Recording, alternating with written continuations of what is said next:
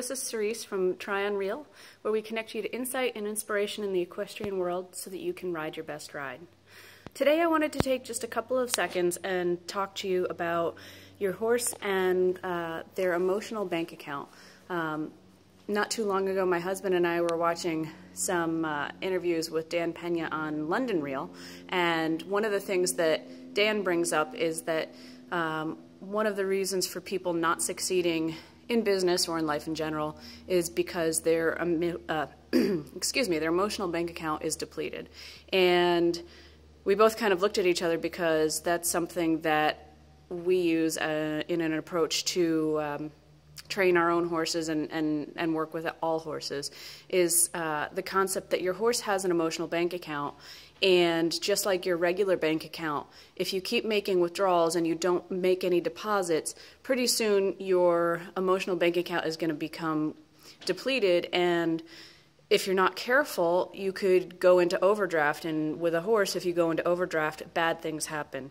I'm sure I don't have to go into any examples. You can come up with your own ideas of what a overdraft of an emotional bank account with a horse would look like. So anyway, basically what I'm trying to say is that every interaction you have with a horse needs to be a good one in some way, shape, or form. And you might pull your horse out of the stall and he's in a really crappy mood, and you guys may end up getting into a battle of, come on horse, I pay your food, I pay your feed bills, and I pay somebody to muck your stall, or I muck your stall, and just give me 15 minutes of doing this for me. And that's kind of a dangerous place to get into with your horse, because you're nagging your horse and your horse is going, come on human, I'm nice to you, I'm sweet, I cuddle with you, can't we just be friends? Why do you have to nag me? It's just like your kid or your spouse. The more you nag them, the more they push back and go, I don't really want to do that for you, So, as the human in the relationship with your horse, one of the things that you really need to do is use that human brain and kind of say, okay, well, if things aren't going well, what can I do to get one positive moment? And if you get one positive moment, say, great, okay, how do I get another positive moment? And by doing that, what you're doing is you're making deposits into your horse's emotional bank account, so that if you need to do something like go past a really scary object out on the trail, or take your horse to a horse show and have them be on their A game, those moments are when you're making major withdrawals from your emotional bank account with your horse.